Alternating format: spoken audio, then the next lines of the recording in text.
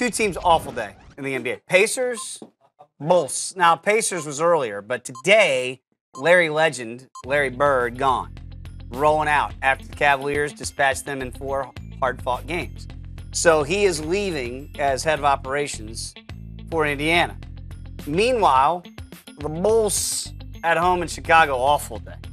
Really didn't show up and really not competitive in their Game 6 loss to the Seas as Boston came in and ran roughshod over them and ended this series in 6 games. Of course, Chicago won the first 2, lost the last 4. Timmy, going forward, which 2 teams, the future is not so bright? Which one is worse if you looked into that crystal ball? This is a great question because both these teams have a superstar that has tremendous value right now, Paul George and Jimmy Butler. Yes. Okay? You got a player option for Dwayne Wade. If you're the Bulls, do you want him to come back? How do you tell Chicago's favorite son, who's come home, to leave? So because of that reason, I'm going to go with the Bulls are in worse shape than the Pacers. Plus, the Pacers have Miles Turner, a big guy you could build around who's got potential, average 20 points a game in the NBA. The Bulls have who? That's young.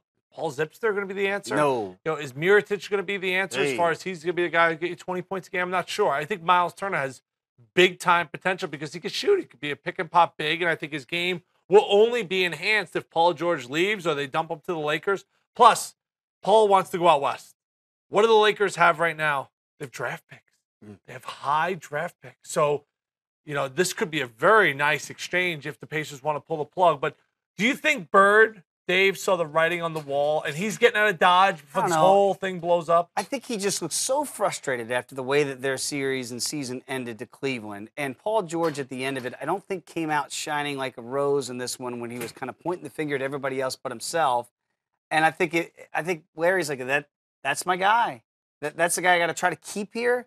I got to pander to PG-13 to keep him here and not go to LA in a year. We only have him for 1 more year. It seems like a tough sell, and I think at some point he thinks, I don't need this. We'll find out if Fred Hoiberg's even going to be the coach in Chicago after 1 more year. It's an interesting one as you look ahead.